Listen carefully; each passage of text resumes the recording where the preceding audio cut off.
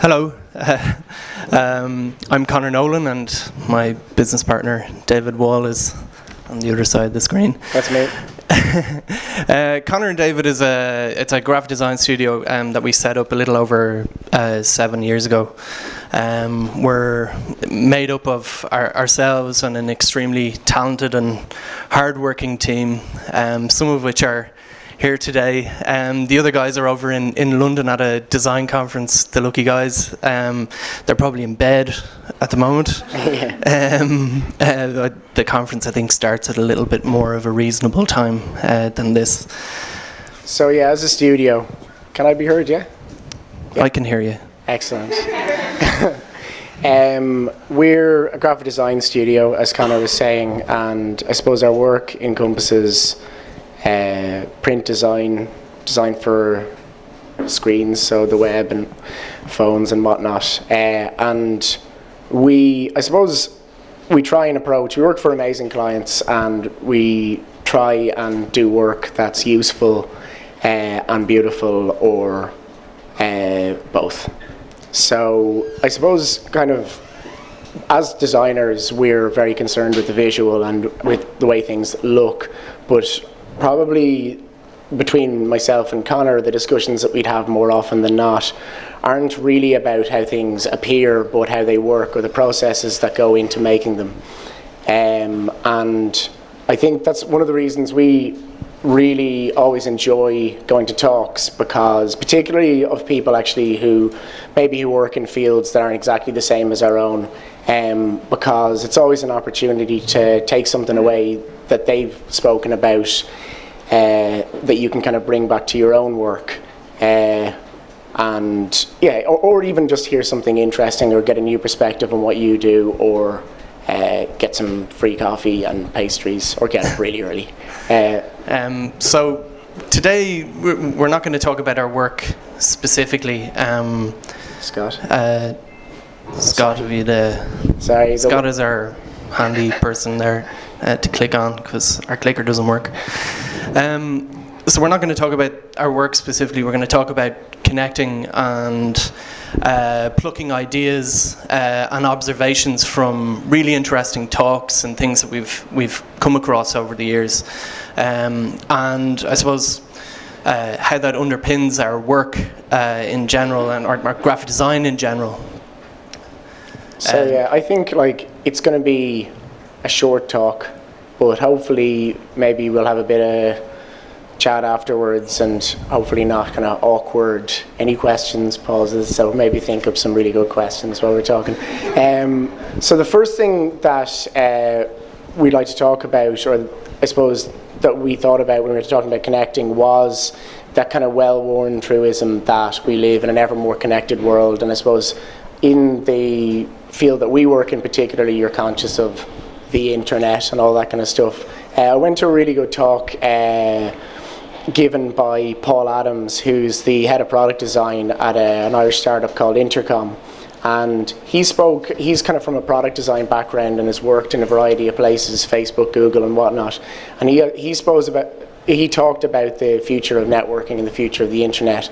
And what he anticipated was a world where there'd be more connections, but they'd be less visible. So that, I suppose, the internet as a medium, as a communication tool, is extremely young when you compare it to things like, I suppose, TV, and then phones, and then the telephone and print media.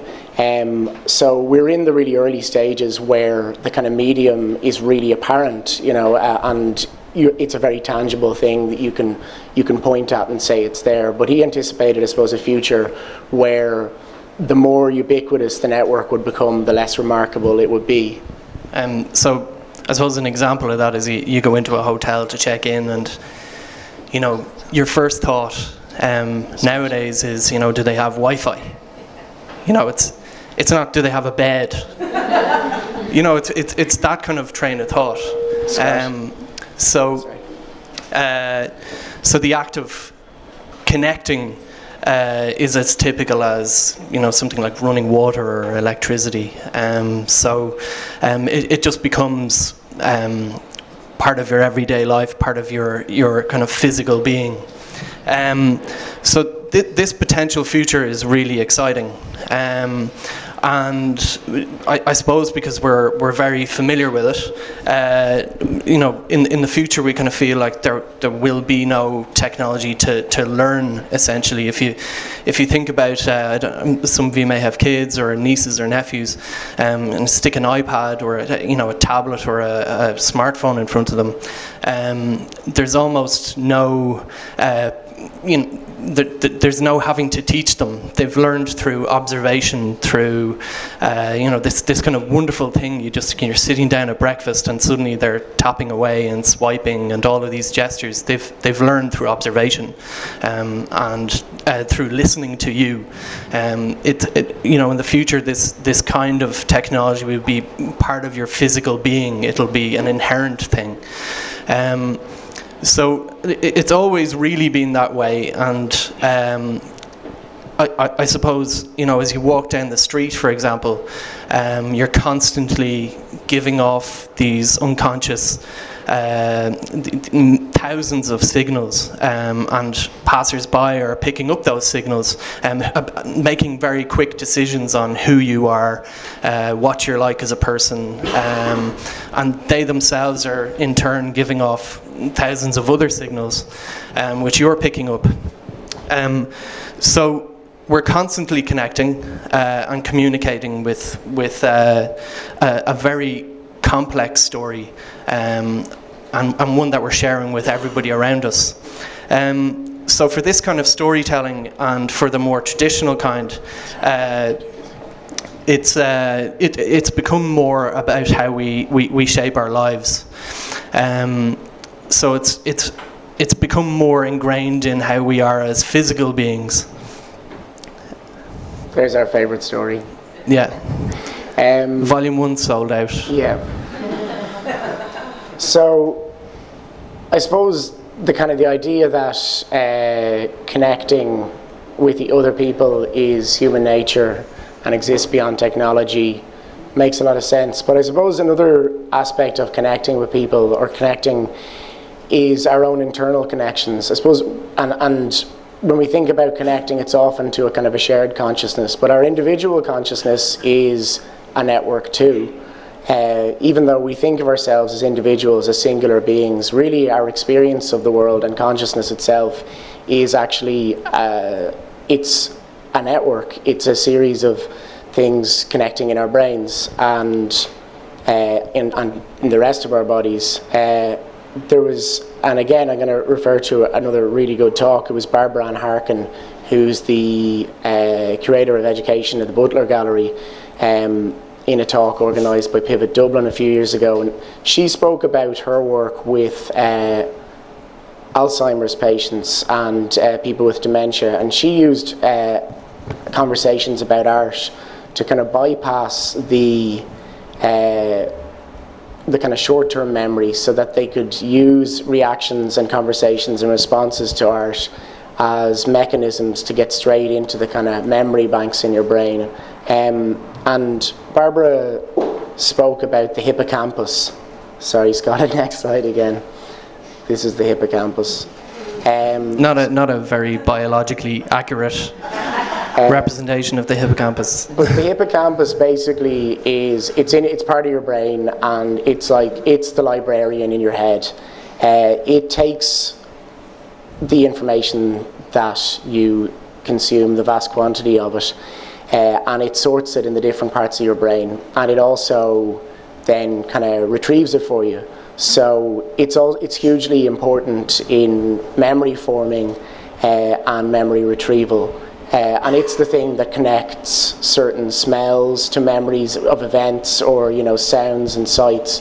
And it's the thing that takes all these kind of disparate elements, and in a way, kind of, it's the workings of this that determine your response to the world and who you are and what you do. And I suppose whenever we heard Barbara talk about this, we were just like, wow, this is like the graphic design part of your brain, where design should be this kind of retrieval mechanism which connects things and taps into your experiences and memories and the consciousness of a shared culture in order to elicit a response. So graphic design is the kind of uses these internal networks and connections to influence actions in our external networks, and that's kind of a huge part of what it does. So, in spite of all these things that we develop to make our lives easier, fundamentally, when it comes down to it, we're still very physical human beings. It's about, you can stop going outside and you can stop going for walks, and you can spend hours upon hours online. You can sit down on your couch, watch hours and hours, binge watching various comedies and dramas on Netflix. But ultimately, you can never escape the I suppose the physical being that encompasses us.